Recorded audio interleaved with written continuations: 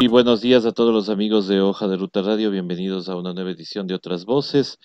Hoy le damos la bienvenida al economista Carlos de la Torre, con quien vamos a conversar sobre este proyecto económico urgente que fue presentado el día viernes en horas de la noche a la Asamblea Nacional. El día sábado ya ha sido discutida ya en la Comisión de Desarrollo Económico.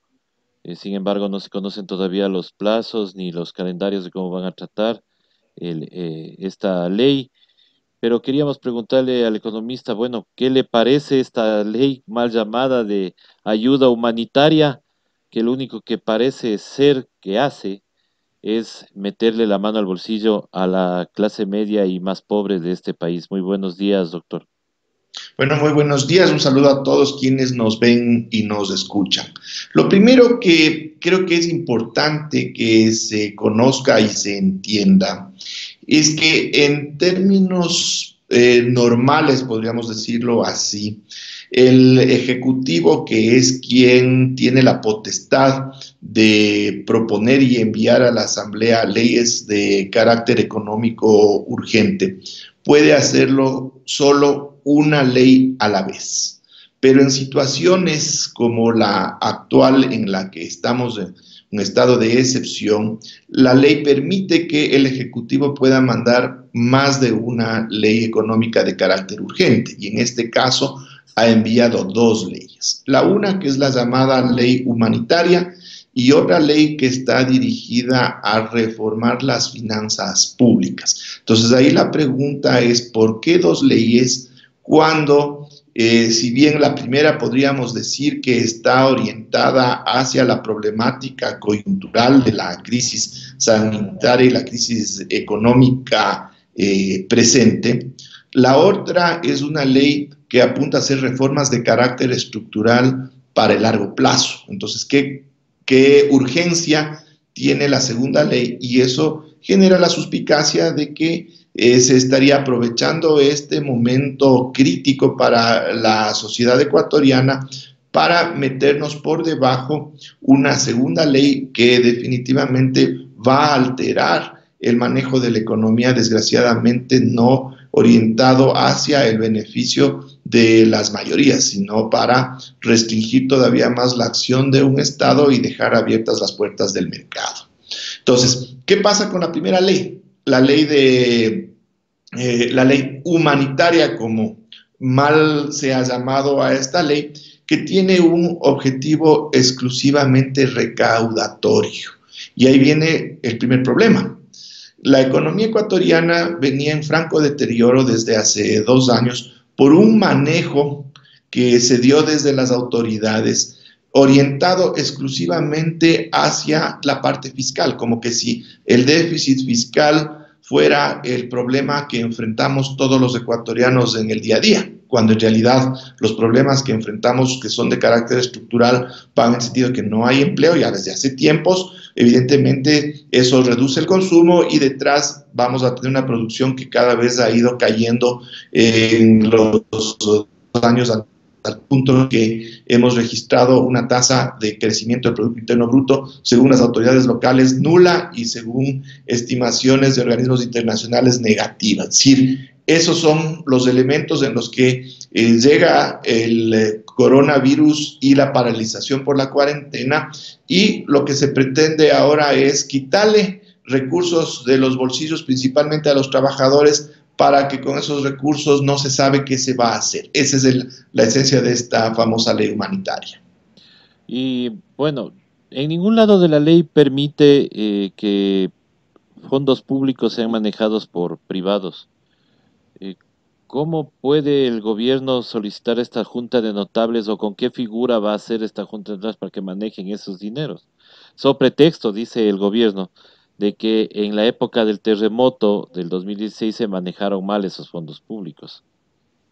Bueno, es totalmente impresentable esa propuesta. En principio, públicamente las autoridades habían dicho que estos recursos serían administrados por esta junta de notables. En la ley le han cambiado una palabrita para ver si es que así le hacen encajar dentro de la ley que definitivamente prohíbe que fondos públicos, porque si van a ser recaudados de los bolsillos principalmente de trabajadores y también de empresas, viene a ser una especie, van a tener la calidad de impuestos, así que se vuelven fondos públicos que ya no serían administrados, sino que esta junta de notables realizaría una especie de supervisión del uso de esos fondos, pero va a dar lo mismo, es decir, qué papel tiene una instancia privada que va a ser definida a dedo por el presidente de la República y que encima le va a costar al país porque ellos van a cobrar viáticos, no van a cobrar sueldos según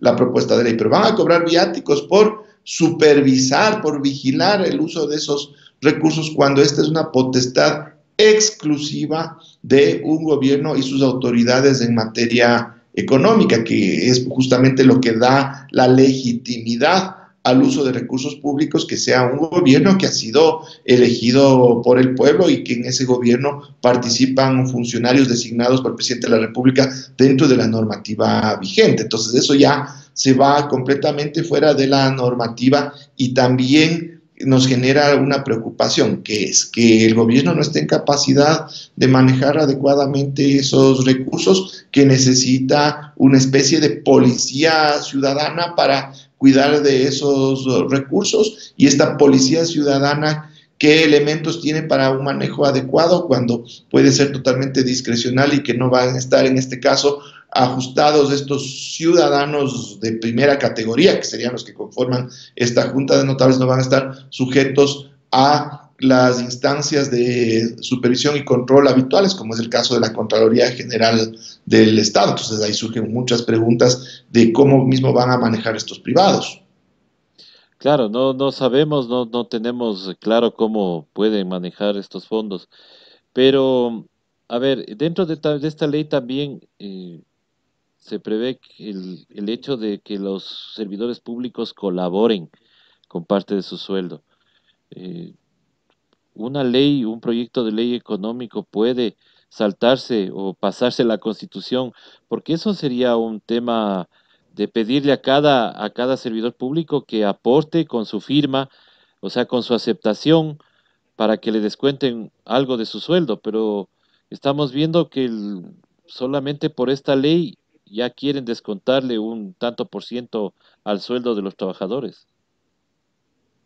Bueno, en primer lugar hay esta complicación normativa también en el sentido de que cómo se podría en este caso recortar el salario de trabajadores públicos y privados, ¿ya?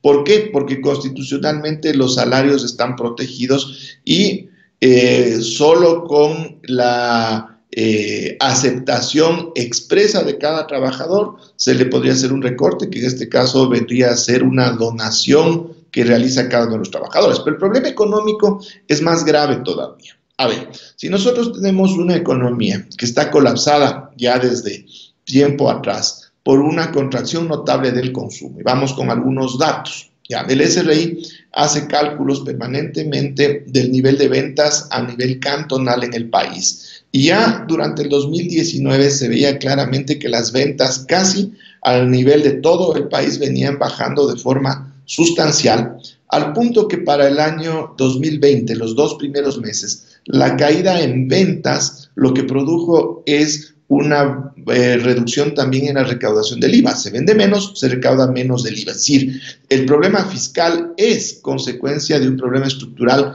que es la caída de consumo y por tanto caída de producción, y en la trilogía está también el problema del empleo. Si es que se apunta con medidas a seguirle sacando dinero de los bolsillos a los trabajadores, que son buena parte de los consumidores, el consumo se realiza a partir de los ingresos de los trabajadores en cualquier economía. Si le estamos quitando más recursos a ese consumo que ya viene mermado desde tiempo atrás, lo que hacemos es terminar de desbaratar la dinámica económica que ya venía muy afectada desde tiempo atrás. Si por ahí va completamente en el sentido opuesto la medida de lo que se debería hacer, que es impulsar el consumo de los trabajadores, y más todavía en este momento de paralización económica habría que motivar de alguna manera que se mantenga en niveles mínimos, pero operando los circuitos de pago en la economía ecuatoriana. Y lo que se está haciendo con esto es justamente lo contrario. Claro, se está haciendo justamente lo contrario, porque igual está dentro de esto también está un análisis para desvinculación de algunos empleados públicos y eso obviamente va a quitar el consumo. Ahora, doctor, otra consulta dentro de este paquete de los dos proyectos de ley.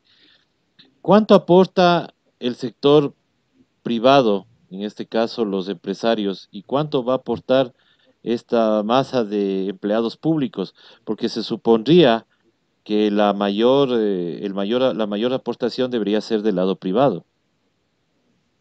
Exactamente, pero resulta que es al revés. De acuerdo a cómo se ha configurado las tablas de aporte en términos de los niveles salariales y de acuerdo a cómo se ha establecido también un porcentaje del 5% respecto a las utilidades de 2018 de las empresas, tenemos que más o menos se estaría recaudando 1.400 millones de dólares a lo largo de los siguientes 9 meses a un año. Pero de estos 1.400 millones, un poco más de 900 millones sería la contribución de los trabajadores públicos y privados y un poco menos de 500 millones sería la contribución de las empresas. ¿Qué quiere decir esto? Que otra vez se le mete la mano al trabajo y no al capital para conseguir estos recursos. Pero dentro de los trabajadores también existe una discriminación. Resulta que a niveles salariales idénticos, los empleados públicos van a terminar contribuyendo más que los trabajadores privados. Entonces aquí viene la pregunta, ¿por qué esa discriminación en contra de los servidores públicos? Entonces, todos estos elementos configuran un entorno con el cual esta propuesta de ley no solo que presenta problemas legales en cuanto a su implementación, presenta problemas conceptuales muy graves en relación a la técnica económica y todavía más, presenta problemas en este caso de discriminación en términos de los diferentes actores de la economía ecuatoriana, cargándole el peso a los trabajadores y dentro de los trabajadores cargándole todavía más el peso a los servidores públicos. Para los servidores públicos es todo lo que se le va a cargar. Ahora, hay otras decisiones, por ejemplo, aquí dice que dentro de este proyecto de ley, que todos los recursos de los cuales se alimentará serán depositados de manera directa y estarán compuestos por el porcentaje de los créditos, donaciones, contribuciones y todo eso. Todas las contribuciones humanitarias que vengan de fuera y todo lo demás. Pero, doctor, aquí una pregunta. Se supone que ya entró dinero acá. Por ejemplo, como decía el titular del comercio, millonario aporte del BID al Ecuador y eran solamente 22 millones de los que nos ofrecieron 2.000 millones que iban a venir. Pero, ¿qué va a pasar con ese dinero? ¿A dónde fue? ¿Quién va a controlar? ¿O eso no entra dentro de este proyecto de ley? Bueno, ese es justamente un punto dentro de un montón de cosas que están todavía muy oscuras y que se supone que tienen que establecerse con claridad a partir de los reglamentos que se redacten en relación a las leyes que sean aprobadas por la Asamblea, lo cual nos da otro gran espacio de discrecionalidad importante que nos genera también mucha preocupación. Si desde la propuesta de la ley se nos plantea cosas que no corresponden ni con la norma constitucional, ni con la lógica general, peor con un manejo económico adecuado. ¿Qué va a pasar cuando se establezca ya puntualmente qué se va a realizar con estos recursos, si se incluyen o no en el fondo? Y luego, ¿cómo se va a utilizar los recursos del fondo desde un reglamento que va a tener que salir de la Presidencia de la República? Es decir, estos espacios de oscuridad no solo que generan suspicacias, sino que están definidos desde una lógica también perversa,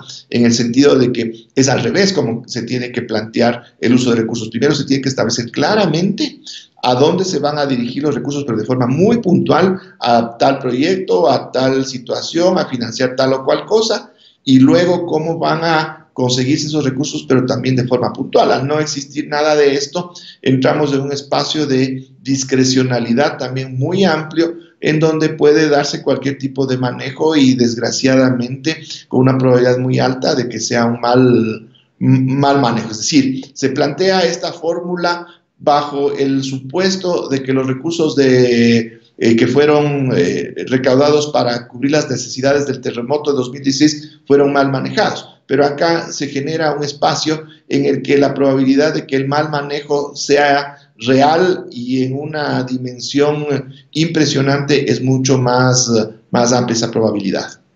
Claro, es más amplia. Ahora, doctor, otra pregunta sobre el tema de estos 2.000 millones que supuestamente van a venir al Ecuador.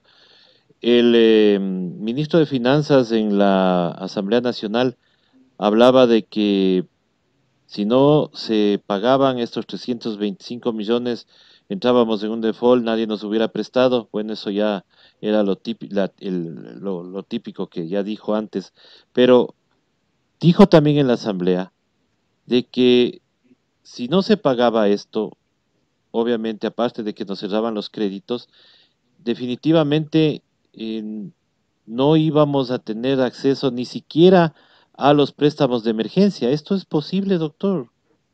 No, para nada. Desgraciadamente se manipula la información justamente para generar estas ideas en personas que realmente no conocen y no tienen por qué conocer el manejo fino de las finanzas públicas y del financiamiento internacional. Pero para que quienes nos miran y nos escuchen entiendan, es como decirle a cualquier ciudadano o ciudadana, verá, si no paga la luz, le vamos a cortar el agua. Más o menos es Claro. eso. Entonces, no tiene relación lo uno con lo otro, pero así lo han dicho las autoridades económicas, falseando completamente cómo son las cosas. ¿Por qué? Porque el no pago o entrar en mora en el caso de bonos soberanos, eso es dentro de lo que se llama la deuda comercial. Y si bien eso puede generar complicaciones en ese espacio, porque tenemos otras deudas asimismo utilizando bonos y otros instrumentos financieros internacionales. Esto nos podría llevar a que nos ejecuten garantías, pero es solo en ese tramo de la deuda.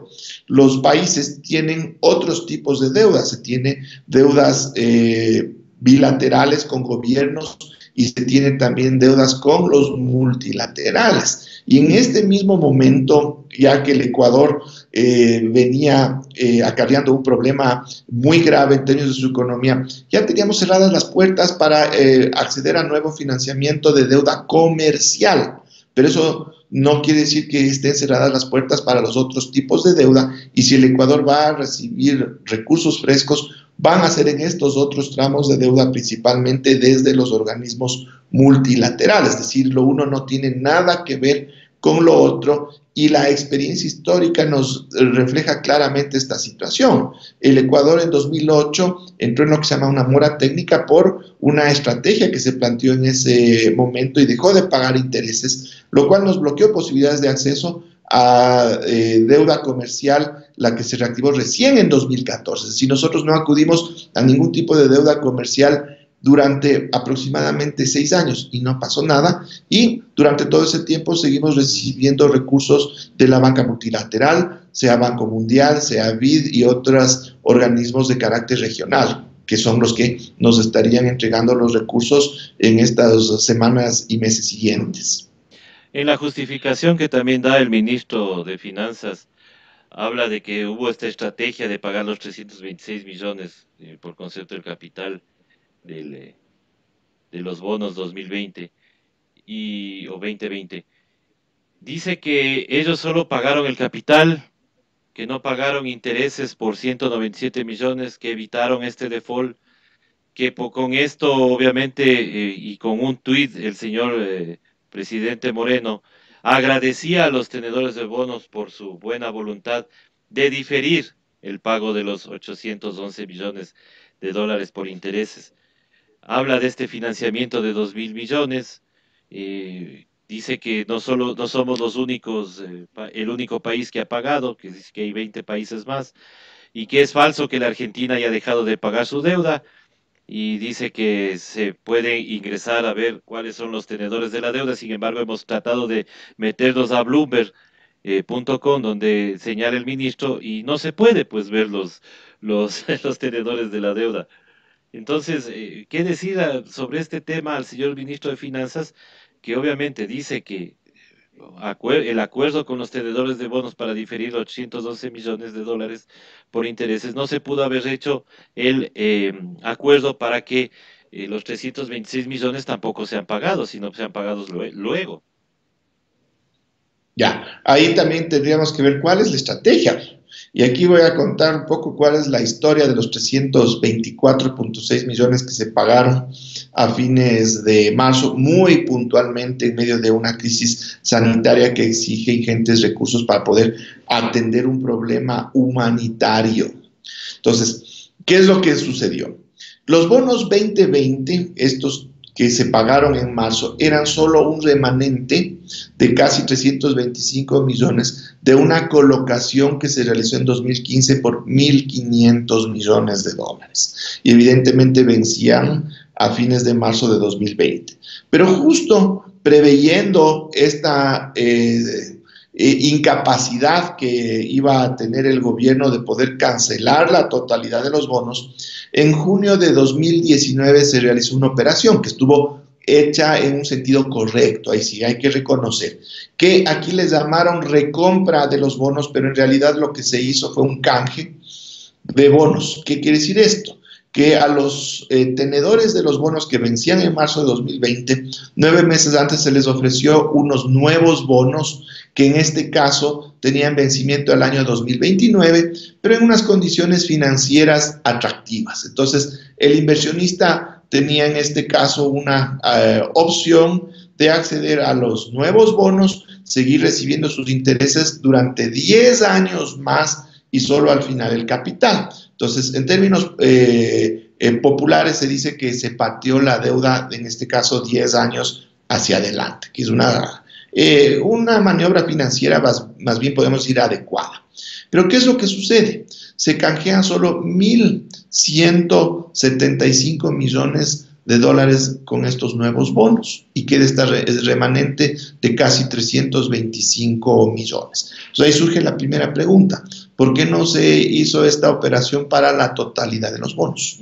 Es la primera pregunta, ¿ya? De ahí la segunda, justamente, ¿quiénes eran los tenedores de esos bonos que no se canjearon y que decidieron esperar hasta su vencimiento 9 meses más tarde? Pero ¿qué pasa en esos siguientes 9 meses? En esos 9 meses, la situación de la economía ecuatoriana siguió deteriorándose y el riesgo país ya subió en varios momentos a niveles superiores a los 1.000 puntos. ¿Qué es el riesgo país? Es la calificación que nos dan la banca de inversiones de Estados Unidos, que es privada, porque aquí también hay, podríamos decir, puede haber colusión entre los distintos actores financieros respecto a los cuales nosotros tenemos obligaciones. Pero bueno, a la final, un riesgo país muy alto quiere decir que hay un riesgo de que no se pague las deudas. Entonces, si uno es un tenedor, algún actor es un tenedor de bonos ecuatorianos, frente a la posibilidad de no pago decide vender esos bonos, lo que usualmente sucede, pero no va a vender al valor nominal. Si el bono vale $1, nadie le va a pagar $1, frente a esta incertidumbre le va a pagar menos. Pero como ya este inversionista cobró durante 6 años, cobró intereses, de alguna manera ya está salvada su inversión, entonces lo que hace es venderle a un valor menor. Resulta que el riesgo país del Ecuador se elevó tanto para fines de febrero y principios de marzo, que los bonos ecuatorianos terminaron vendiéndose con descuentos de 70%. ¿Qué quiere decir eso? Que un bono de $1 se podía comprar en 30 centavos. ¿Por qué? Porque hay la incertidumbre de que de pronto el Ecuador no va a cumplir con su compromiso de pagar a fines de marzo de 2020.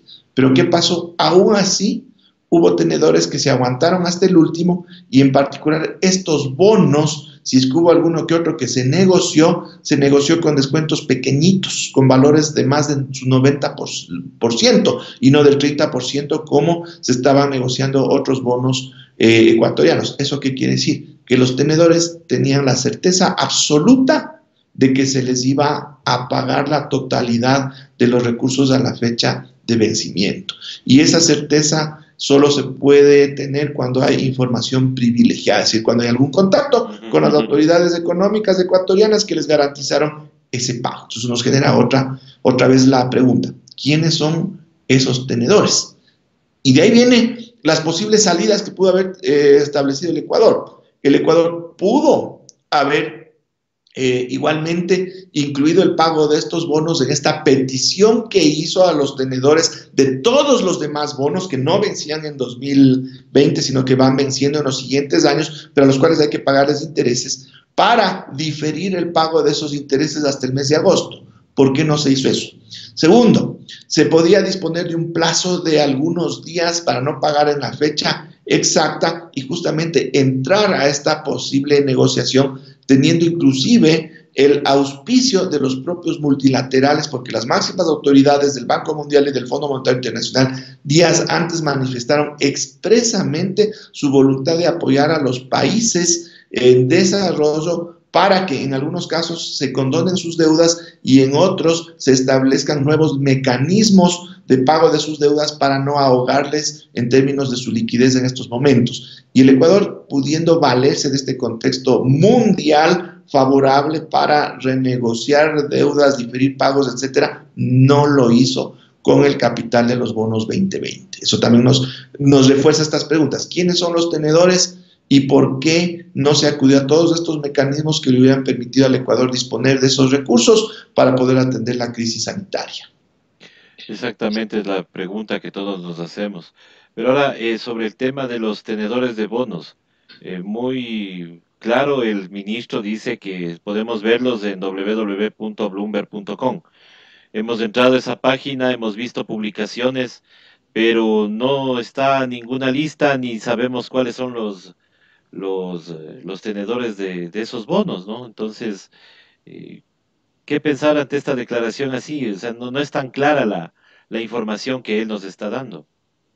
Bueno, tampoco es verdad que se puede entrar así, que cualquier ciudadano puede entrar y hacer estas averiguaciones. Estas páginas financieras tienen niveles de acceso, es decir, cualquier ciudadano común y corriente puede acceder a cierta información general, pero si es que quiere información más específica, tiene que pagar una suscripción.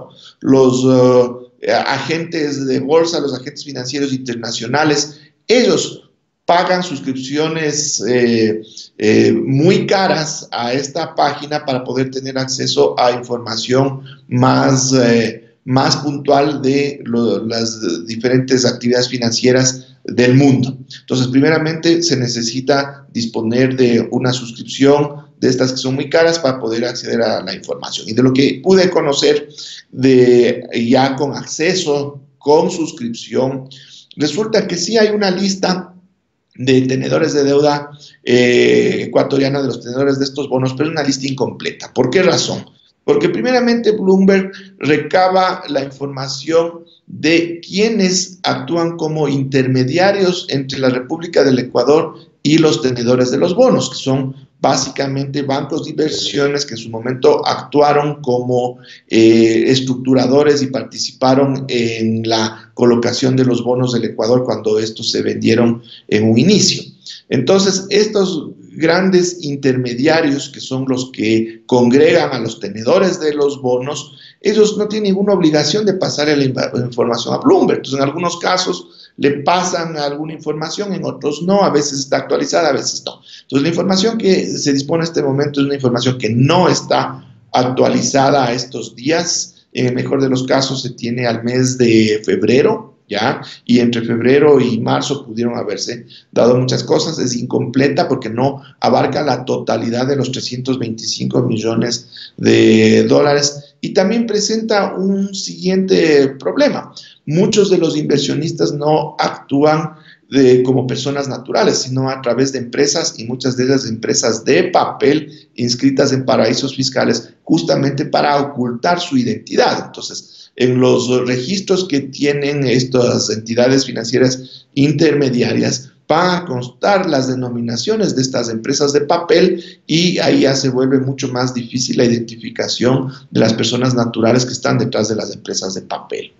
Claro, porque lo que hemos visto es nosotros firmas como Ashmore Group, BlackRock Inc., el banco de inversiones Goldman Sachs, pero claro, como usted bien dice, son solamente los inversionistas, pero no, quiénes son los verdaderos beneficiarios de eso no nos va a salir. Entonces, ahí todavía nos queda la duda de quiénes son los tenedores de deuda. Ahora, economista, una pregunta un poco personal le voy a hacer acá. ¿Qué hubiera hecho usted siendo ministro de Finanzas con una noticia como la que sale en el Estrella de Panamá de un viceministro suyo, supuestamente, que está involucrado en paraísos fiscales?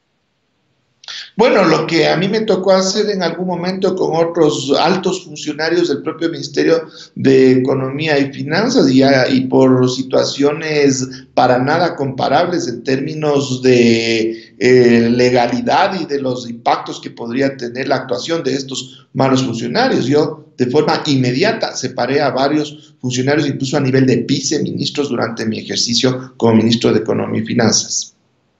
Claro, es que eso es obviamente lo que se debería haber hecho, no, no decir que ya la justificación está dada y punto, y se acabó. Ahora, economista, ¿está peligrando la dolarización? ¿Tenemos ese fantasma detrás nuestro? Ciertamente, nunca se puede desestimar los riesgos que enfrenta la dolarización, porque muchos analistas y en años anteriores hasta se pensaba que la dolarización funcionaba de forma automática y que era invulnerable. Pero la misma experiencia de la caída de los precios del petróleo en 2015 y el terremoto nos mostró con claridad que a la dolarización hay que protegerla. Y en estos mismos momentos, ¿qué estamos mirando?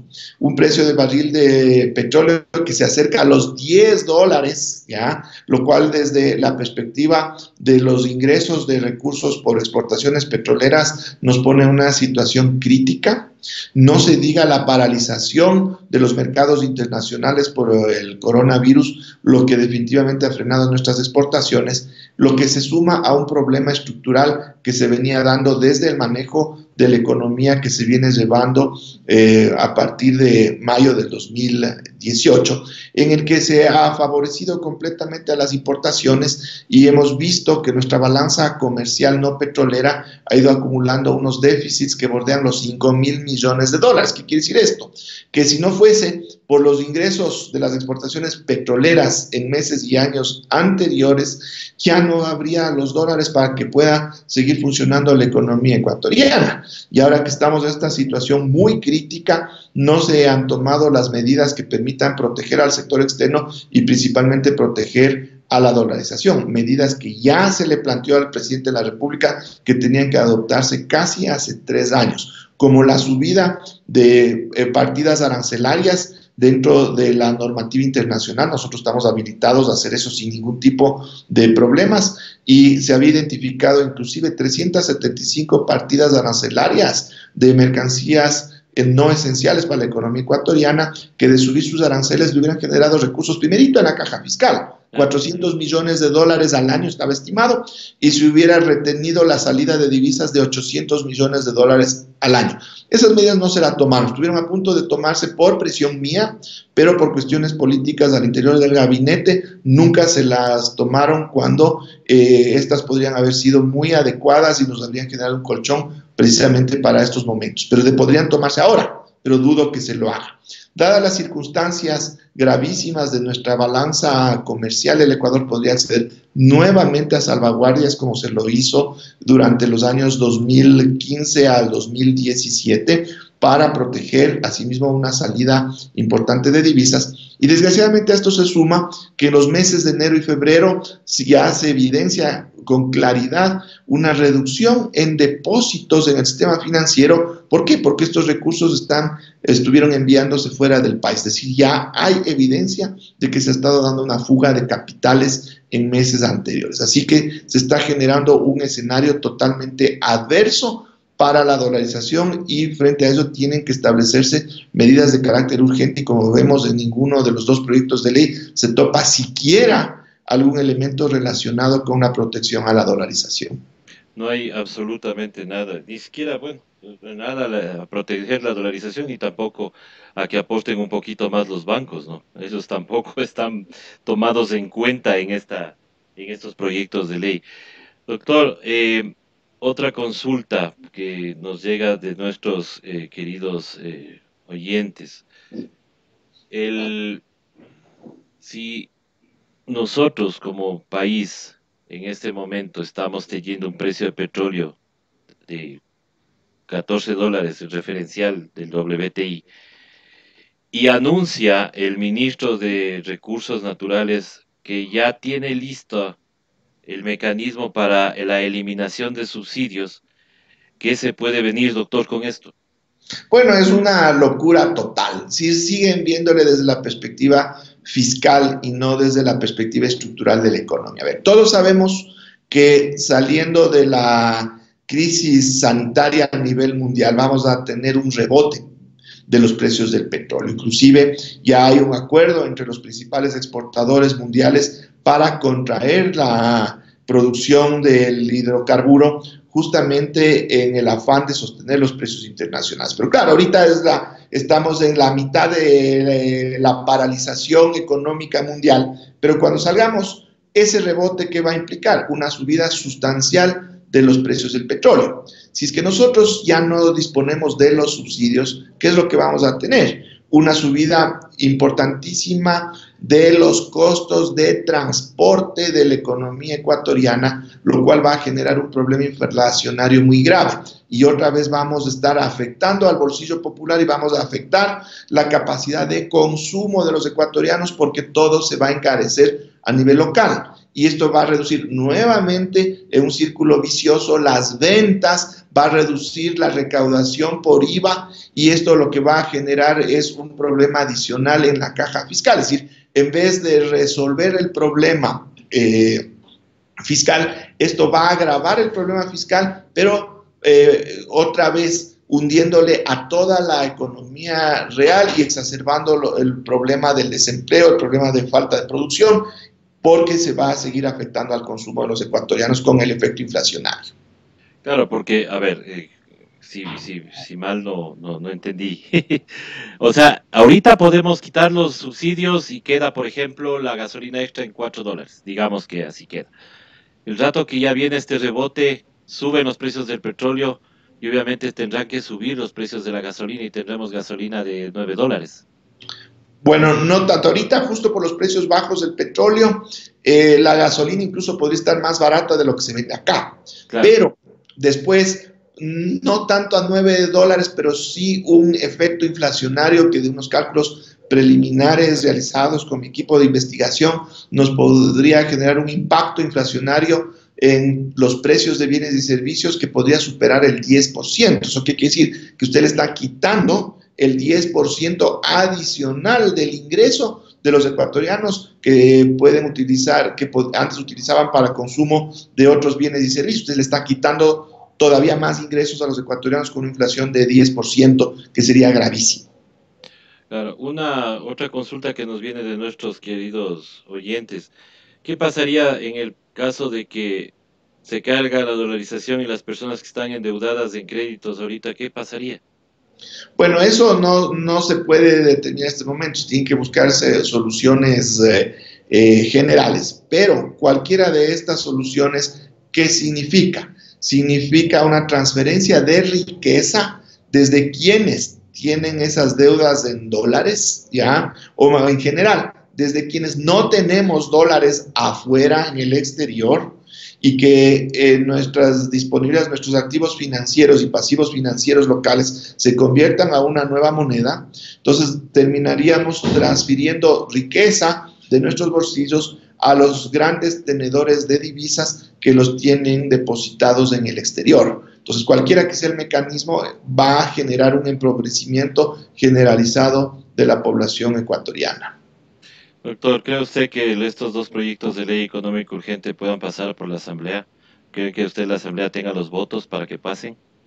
Siempre es difícil aventurarse a pronosticar lo que puede pasar en la asamblea, pero lo que puedo indicar en este momento es que hay un ambiente poco favorable para que los proyectos pasen como están definidos. Es decir, podría ser que se aprueben leyes, pero con cambios sustanciales luego de las discusiones que tengan los asambleístas por una razón fundamental. Este es un año político y yo creo que para muchos asambleístas está claro que las leyes tal y como están definidas van a generar un impacto social negativo, lo cual evidentemente desde la perspectiva electoral no es conveniente. Es decir, los asambleístas no van a cargar con el costo político de aprobar unas medidas que van a tener efectos de corto plazo muy negativos para la sociedad ecuatoriana, más allá de sus visiones ideológicas y otras posiciones. Yo creo que va a primar este